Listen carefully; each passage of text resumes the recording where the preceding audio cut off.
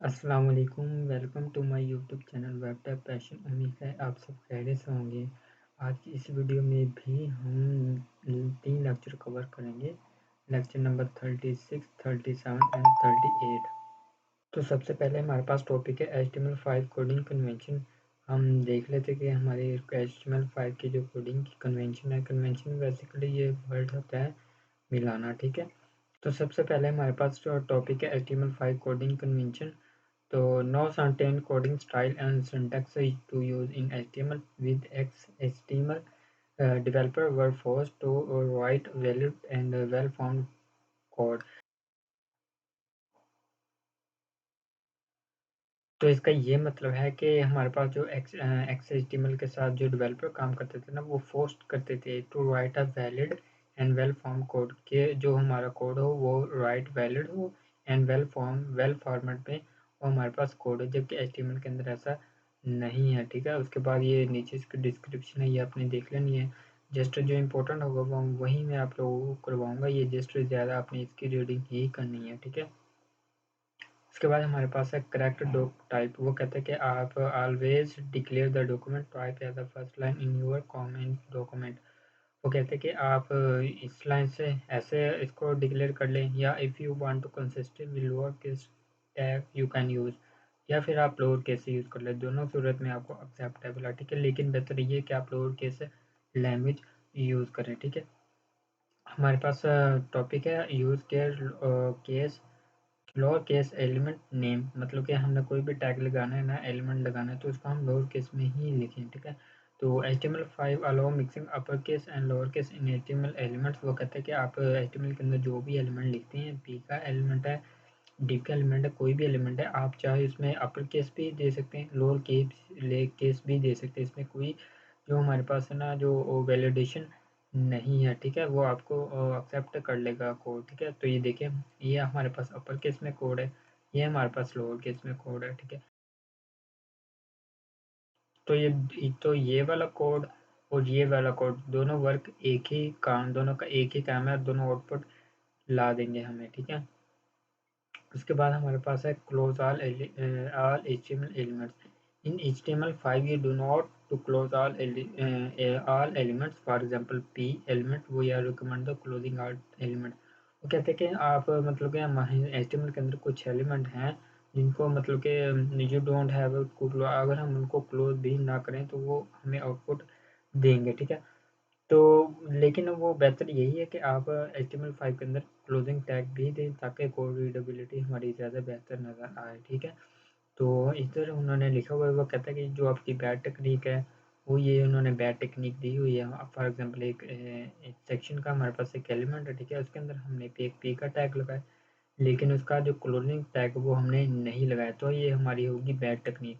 जो हमारे पास good technique है ना, ऐसा गुड प्रैक्टिस, तो वो हमारे पास है सेक्शन, हमने उसका क्लोजिंग टैग भी लगाया और ओपनिंग टैग भी लगाया। ये ओपनिंग टैग है, ये क्लोजिंग टैग है, ठीक है। ये तो ये हमारी as a good programming practice है, ठीक है। उसके बाद हमारे पास HTML में कुछ जो एम्प्टी एलिमेंट्स हैं, क्लोज एम्प्टी एलिमेंट हैं, वो उनके बारे में बता रहे हैं कि वो कह रहा है कि मेटा करेक्टर सेट, ये भी एक सेल्फ क्लोजिंग टैग है, ठीक है। ये भी एक सेल्फ क्लोजिंग टैग है, ठीक है। तो एक तरफ से ये एम्प्टी एलिमेंट हमारे पास माने जाते हैं, ठीक है। तो ये उन्होंने क्लोज किया, ये भी अलाउ है, ये भी अलाउ है, ठीक है। क्योंकि इसको हमने क्लोज नहीं किया, लेकिन as a good programming practice इसको हमें क्लोज करना चाहिए। जैसे एक बीआर का टैग है, वो भी हमारे पास एक एम्प्टी टैग है, ठीक है। तो उसके अंदर भी अगर हम फॉरवर्ड स्लैश नहीं लगाए ना, तो वो भी हमारा लाइन ब्रेक कर देगा, ठीक है। तो otherwise as a good programming practice आपको वो टैग क्लोज लाजमी करना चाहिए, ठीक है। उसके बाद आप कहते हैं the forward slash is required in XHTML। जबकि हम हमारे पास अगर ये कोड है ना, अगर हम ये XML में लिखते हैं, ठीक है, तो ये वैलिड है। अगर हम XML में ये फॉरवर्ड स्लैश नहीं लगाते, फॉर एग्जांपल क्लोजिंग टैग हम नहीं देते, तो हमें एक एरर देखने को मिलेगा। तो यही डिफरेंस है, ठीक है। इनका थोड़ा सा आपने देख लेना। उसके बाद यूज़ लोअर केस एट्रीब्यूट। अगर आपने कोई एट्रीब्यूट देना है तो आप डबल कोटेशन मार्क्स में दें, और उसका जो एट्रीब्यूट क्या चीज़ है, कोई हमने एडिशनल चीज़ देनी हो ना, तो उसको लिए हम एट्रीब्यूट यूज़ करते हैं। ये हमारे पास लोअर केस में है, ये हमारे पास अपर केस में है, ठीक है। उसके बाद कोटेशन वैल्यूज़, आप इसके कोटेशन सिंगल कोटेशन में भी दे सकते हैं, डबल में भी दे सकते हैं, लेकिन आप कोटेशन के बगैर अब ये वर्क हमारे पास नहीं करेगा। यहाँ पर उन्होंने लिखा हुआ है this will not work because the value contain spaces. हमने यहाँ पे क्लास का एट्रीब्यूट दिया, फिर उसको हमने कर दिया जी टेबल, लेकिन ये काम हमारे पास नहीं करेगा, ये हमारे पास काम करेगा, क्योंकि हमने जो भी एट्रीब्यूट देना है वो हमने डबल कोटेशन में देना है या सिंगल कोटेशन में देना है, ठीक है, HTML के अंदर। उसके बाद हमारे पास इमेज के एट्रीब्यूट है, हम कोई भी इमेज लगाते थे, ठीक है, तो उसके अंदर हमने कोई विड्थ और हाइट दे दी, तो वो विड्थ और हाइट उसके एट्रीब्यूट बनते हैं, ठीक है। ये हमारे पास इमेज का टैग है, यहाँ से लेकर यहाँ तक हमारे पास इमेज का टैग है, ठीक है। यहाँ पे हमारे पास जो इमेज पड़ी होती है ये हम उसका पा देते हैं। उसके बाद ये आल्ट टेक्स्ट देते हैं, अगर हमारे पास किसी इंटरनेट की वजह से या कोई एरर की वजह से हमारी इमेज अगर डिस्प्ले ना होना, तो उसका अल्टरनेट ये हमारे पास HTML5 हमें देखने को मिलेगा, ठीक है। उसके बाद हमने स्टाइल विड्थ और हाइट दी, ठीक है, तो ये इमेज के एट्रीब्यूट हैं। उसके बाद मज़ीद उन्होंने HTML5 कोडिंग कन्वेंशन की एक्सप्लेन दी हुई है, ठीक है।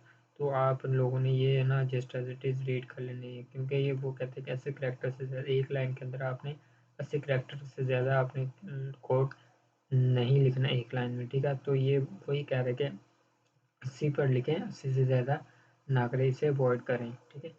तो यही चीज़ें उन्होंने लिखी। उसके बाद स्पेसेस एंड इक्वल का उन्होंने डिफरेंस बताया हुआ है, तो ये आपने देख लेना, ठीक है। उसके बाद हमारे पास ब्लैंक लाइन एंड इंडेंटेशन है, ये भी आपने just as it is read कर लेना है। सीरियल स्पेसिंग के बारे में बताया हुआ है। टेक्स्ट इंडेंटेशन क्या काम करता है, अगर कोई चीज़ हमने कोई टेक्स्ट हमने यहाँ पे हमारा एक पेज है, ठीक है, तो ये पेज है हमारे पास, अगर हमने टेक्स्ट इंडेंटेशन लेफ्ट 15 पिक्सल लगा दिए, तो हमारा जो कंटेंट होगा वो यहाँ से 15 पिक्सल डिस्टेंस छोड़ के हमारे पास यहाँ से कंटेंट स्टार्ट करेगा, ठीक है। तो टेक्स्ट इंडेंटेशन इस तरह काम करता है। उसके ब्लैंक लाइन्स होती हैं, फॉर एग्जाम्पल हाँ वो कहते हैं आप टैब भी यूज़ ना करें या फिर दो स्पेसेस आप ऐड करें, तो इस तरह का ये ना इंडेंटेशन है, ये सारी आपने इंफॉर्मेशन पढ़ लेनी है। उसके बाद omitted HTML and body tag, omitted का मतलब है कि रिमूव करना, ठीक है। अब वो कहते हैं कि अगर आपके पास एक HTML का डॉक्यूमेंट है ना, अगर आपने doc tab HTML drop tag लगाया, लेकिन HTML का हमारे पास, क्योंकि ज़ाहिर बात है रूट एलिमेंट है, अगर हम इसको रिमूव कर दिए ना तो भी हमारे पास चल जाएगा, ठीक है, हमारा डॉक्यूमेंट तो भी चल जाएगा। तो अगर आपने बॉडी रिमूव कर दिया तब भी हमारे पास एक कंटेंट मतलब है ना डॉक्यूमेंट हमारा चल जाएगा, ठीक है। तो वो नीचे उन्होंने लिखा वो do not recommend omitted HTML and body, तो वो कहते हैं कि अगर HTML और बॉडी टैग अगर हम रिमूव करते थे, हम इसको रिकमेंड नहीं करते, क्योंकि हमें ये लाजमी लगाने चाहिए, ठीक है। प्रिंट तो हो जाएगा, हमारा डॉक्यूमेंट तो लोड हो जाएगा, लेकिन हमारा हम ये रिकमेंडेड नहीं करते कि हम इसको रिमूव करें, ठीक है। बेहतर as a good programming practice यही है कि आप इसका रूट एलिमेंट लगाएं HTML, फिर उसके अंदर आप बॉडी का टैग भी लगाएं, हेड का टैग भी लगाएं, टाइटल आ जाता है, ठीक है। ये सारा कुछ उन्होंने वही लिखा हुआ है। इसके बाद ओमिटेड हेड के बगैर अभी आप लोगों का जो कंटेंट है डॉक्यूमेंट है वो भी लोड हो जाएगा, ठीक है। उसके बाद हमारे पास मेटा डाटा है, मेटा डाटा के अंदर हमारे पास कैरेक्टर सेट है, इधर हमने UTF ये बाय डिफ़ॉल्ट वैल्यू होती है, ठीक है। उसके बाद HTML में कमेंट्स हमने करनी है, वो किस तरह करते हैं ये मैंने आप लोगों को पिछले वीडियोस में करवाया हुआ है, ठीक है। तो ये जस्ट एज इट इज़ आपने रीड कर लेना। उसके बाद अपने CSS की जो फाइल है वो कैसे लिंक करनी है, ये उसका सिंटेक्स है। उसके बाद लोड जावास्क्रिप्ट, तो जावास्क्रिप्ट लोड मतलब कैसे लिंक करनी है, आप हेड के अंदर जाएं या हेड के मतलब कि आप बॉडी के लास्ट पे जाकर स्क्रिप्ट का टैग लगा के आप जावास्क्रिप्ट की फाइल को लिंक कर सकते हैं। उसके बाद हमारे पास यूज़ केस फाइल नेम, वो कहते हैं कि most web server Unix and Apache R case sensitive. वो कहते हैं कि हमारे पास बहुत सारे वेब सर्वर्स हैं जैसे कि यूनिक्स और अपाचे, ये केस सेंसिटिव हैं अबाउट फाइल नेम के अबाउट, जबकि जो दूसरे वेब सर्वर हैं Microsoft IIS are not a case, वो केस सेंसिटिव नहीं है, ठीक है। तो उन्होंने यही हमें इन्होंने यही इंफॉर्मेशन दी हुई है कि अगर हमने कोई मतलब कि वेब सर्वर लगाना है तो उनके लिए हम लोअर केस ही नाम रखें, ठीक है। अगर पॉसिबल हो तो हम लोअर केस उसमें नाम फाइल नाम रखें, ठीक है। उसके बाद हमारे पास HTML5 कैनवास है। कैनवास क्या है, हमने कोई भी ड्रॉ चीज़ बनानी है ना, ग्राफिकली चीज़ बनानी है, उसके लिए हम कैनवास का एलिमेंट यूज़ करते हैं, ठीक है। तो HTML canvas element use to draw graphic lines. तो वही बात है जो मैंने आपको बता दी, in the fly we are scripting usually JavaScript. याद रहे कि हम जो कैनवास एलिमेंट है ना, इसके अंदर हमने जो भी कुछ लिखा है, लेकिन ये वर्क करेगा जावास्क्रिप्ट के साथ, ये चीज़ आपने ध्यान रखना है, ठीक है। उसके बाद हमारे पास एक टॉपिक भी है SVG, लेकिन हम उसमें जावास्क्रिप्ट के बगैर हम काम कर सकते हैं, लेकिन जो कैनवास है ना, उस एलिमेंट के लिए हमें जावास्क्रिप्ट की ज़रूरत पड़ती है, ठीक है। The canvas element is only container for graphics, ये ग्राफिक्स के लिए है, ठीक है। तो बाकी ये हम कोई भी चीज़ यहाँ से ड्रॉ कर सकते हैं, ठीक है। Boxes, circles, text heading, images, ये सारी चीज़ें हम यहाँ पे बना सकते हैं। ये उन्होंने एग्जांपल दी हुई है, कैनवास है।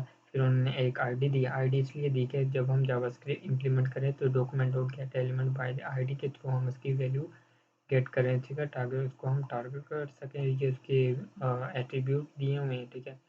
मज़ीद उन्होंने यहाँ पे स्टाइलिंग अप्लाई की हुई है, बाकी सेम चीज़ वही है। उसके बाद हमारे पास ड्रॉ होना कैनवास, आप find the canvas creating draw, आप कैनवास को फाइंड कर सकते हैं, ड्रॉ ऑब्जेक्ट कर सकते हैं, ड्रॉ एंड कैनवास।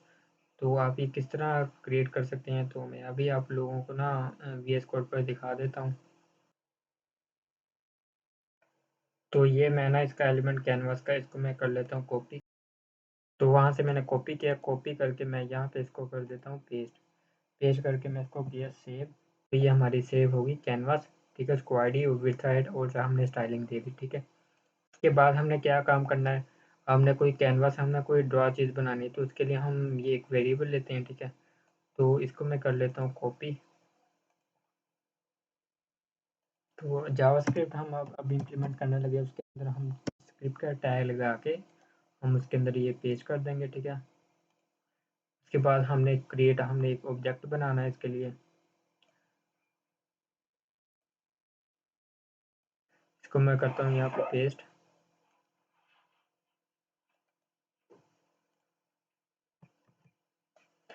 उसके बाद मैं फिर जाता हूँ कि ड्रा, हमने एक ऑब्जेक्ट भी क्रिएट कर लिया, फिर उसके बाद हमने कुछ ड्रा चीज़ करनी है, ठीक है। तो ये तो हमने कर लिया, एक क्रिएट कर लिया ऑब्जेक्ट, ठीक है, ड्राइंग के लिए।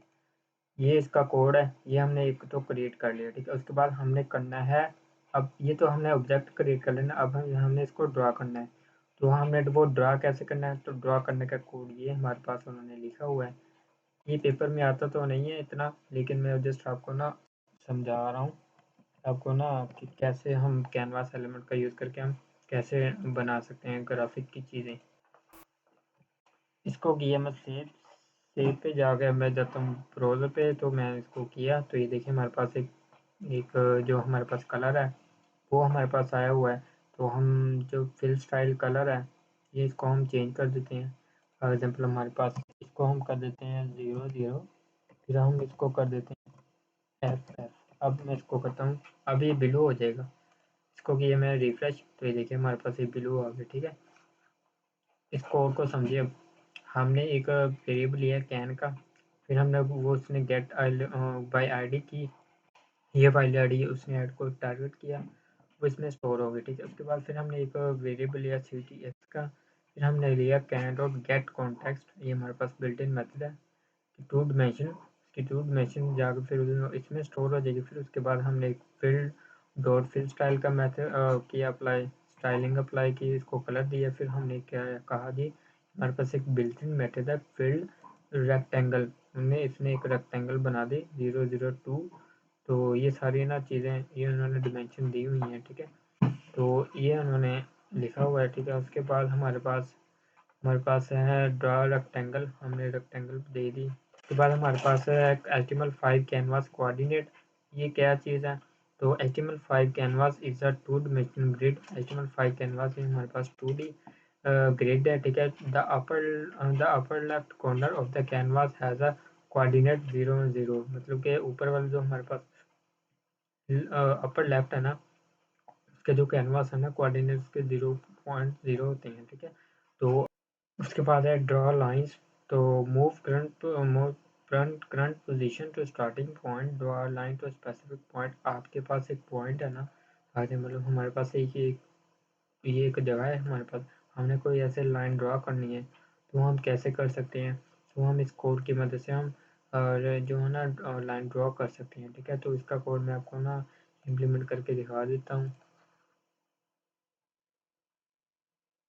तो ये वाला कोड हमने इसको जस्ट एज इट इज़ हमने कॉपी कर लिया।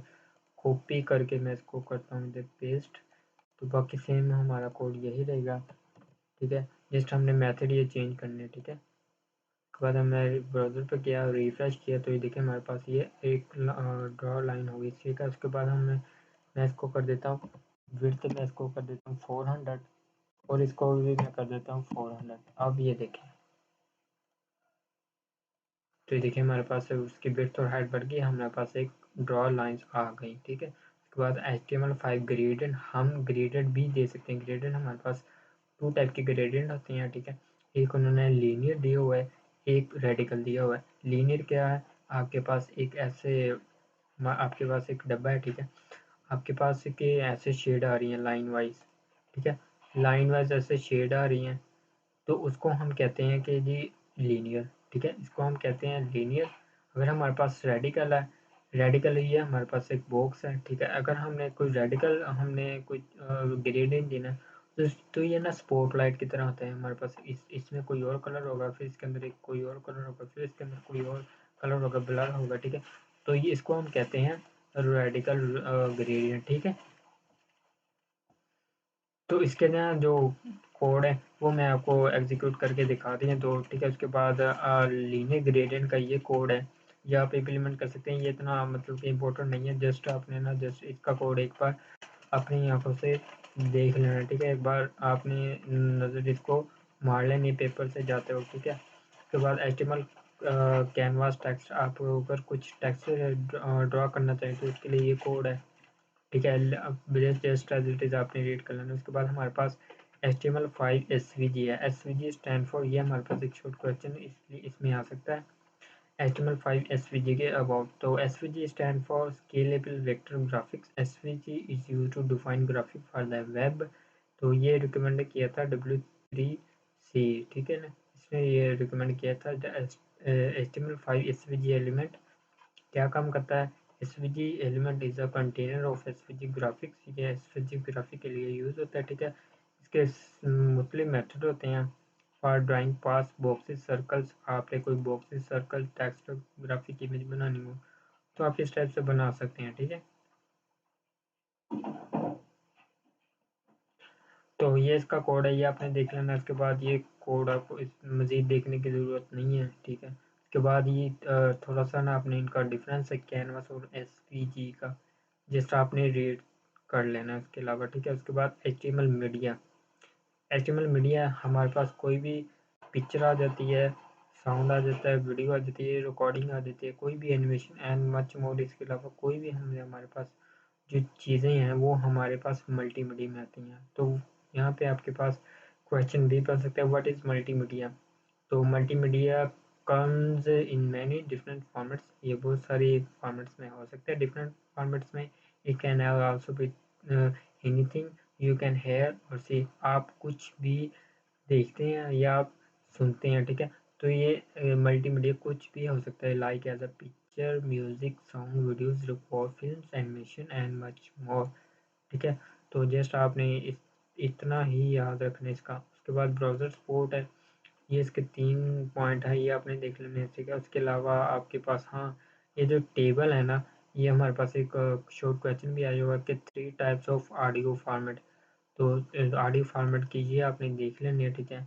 .ogg, .webm, .mpeg, ठीक है। तो HTML5 ये तो सॉरी ये MP4 के हैं, ठीक है फॉर्मेट। ये टेबल आपने याद रखना है, ठीक है, MCQs के लिए, ठीक है। शॉर्ट क्वेश्चन भी आपके पास आ सकता है कि MP4 के जी फॉर्मेट लिखें या इसके टाइप लिखें, या MP3 के टाइप और फॉर्मेट्स लिखें, ठीक है। ये ऑडियो फॉर्मेट है हमारे पास .wega, .ogg, .mp3। ये इनकी डिस्क्रिप्शन है, ये आपने रीड कर लेनी। ये MCQs के लिए हमारे पास इंपॉर्टेंट है। उसके बाद HTML5 की वीडियो, आप अगर आपने कोई वीडियो लगानी हो वो कैसे आप लगा सकते हैं? वीडियो के लिए आप वीडियो का टैग लगाएं, फिर आप उसकी विड्थ और हाइट दें, ठीक है। उसके बाद कंट्रोल्स, आप उसको कैसे कंट्रोल कर सकते हैं? आप उसको कंट्रोल भी कर सकते हैं, ऑटो प्ले भी कर सकते हैं कि आपकी जब भी वेबसाइट लोड हो तो ऑटो प्ले चलती रहे आपकी वीडियो, ठीक है। तो उसके लिए हम ऑटो प्ले का एक एट्रीब्यूट यूज़ करते हैं। उसके अलावा ये है ना, आपके पास कुछ पॉइंट हैं, इनको आपने रीड करना है। उसके बाद वीडियो में अगर आपने कोई ऑटो प्ले यूज़ किया है तो वो क्या काम करेगा? तो start automatically use the attribute. तो अगर आप ऑटो प्ले का एट्रीब्यूट यूज़ करें तो वो वीडियो आपके पास ऑटोमेटिकली आपके पास चलती ही रहेगी, ठीक है। उसके बाद ये उन्होंने HTML5 video method properties and events हैं, ठीक है। तो हमारे पास जो मेथड हैं ये ऐड टेक्स्ट ट्रैक, ठीक है, can play type, load, play, pause, ये आपके MCQs के लिए मस्ट इम्पोर्टेंट हैं। उसके बाद ये मेथड है हमारे पास क्या है, HTML5 सम वीडियो की प्रॉपर्टी, ये वीडियो की प्रॉपर्टीज़ हैं, ये भी MCQs के लिए हमारे पास इम्पोर्टेंट है। उसके बाद HTML5 सम वीडियो इवेंट्स, ये है, ये भी आपने जस्ट रीड कर लेना, ठीक है। जो इम्पोर्टेंट था वो हमारे पास कौन कौन सा टेबल है, एक ये वाला हमारे पास टॉप इम्पोर्टेंट है MCQs के लिए, और एक ये वाला है, ठीक है। उसके बाद ये जस्ट इतना एक दो ही MCQs बनेंगे और इसके अलावा ज़्यादा MCQs यहाँ से नहीं बनेंगे, ठीक है। उसके बाद HTML5 की ऑडियो है, आपने कोई ऑडियो एम्बेड करना है, वो कैसे करना है? ऑडियो को टैग लगाना है, फिर कंट्रोल्स का एट्रीब्यूट दे देना, फिर उसके बाद सोर्स में आपने कहाँ पे आपकी ऑडियो फाइल पड़ी है, टाइप उसकी आपने बता देनी है, ठीक है। तो ये ऑडियो के लिए आपने इसका जस्ट सिंटैक्स याद करना है। वीडियो के लिए, वीडियो एलिमेंट के लिए वीडियो का आपने सिंटैक्स देख लेना है। ऑडियो के अलावा मैंने आपको यहाँ पे दिखा दिया। उसके बाद ये रिपीट हो गया, ठीक है, तो इसको आपकी ज़रूरत नहीं है देखने की। इसके अलावा HTML5 सम ऑडियो इवेंट्स, तो ये भी तकरीबन ऊपर वाले ही हैं, ठीक है। और है हमारे पास HTML5 प्लगइन्स, ये भी इम्पोर्टेंट नहीं है, ठीक है। उसके बाद HTML का ऑब्जेक्ट एलिमेंट क्या काम करता है ये आपने देख लेना। एक एम्बेड एलिमेंट है, ये क्या काम करता है ये आपने देख लेना है, ठीक है। उसके बाद HTML5 जियो लोकेशन, आपने कोई GPS की लोकेशन लगानी हो उसके लिए हम जियो लोकेशन यूज़ करते हैं, ठीक है। ये इसका सिंटैक्स है, ये आपने नहीं करना, ठीक है। जस्ट आपने इसकी थ्योरी देख लेनी, ठीक है। ये भी आपने नहीं करना, ये बाकी आप ना छोड़ दें, ठीक है। पेपर में आपको नहीं होगा, ये भी आप छोड़ दें। तो बस यहाँ तक था हमारा लेक्चर नंबर 36, 37 एंड 38।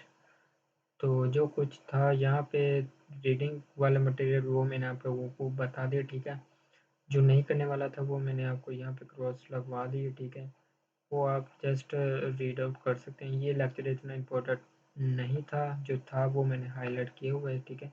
और इसके अलावा कुछ भी आपको रीड करने की ज़रूरत नहीं है, जो मैंने बताया सिर्फ आप वही रीड कर लें, वही आपके लिए बेहतर है।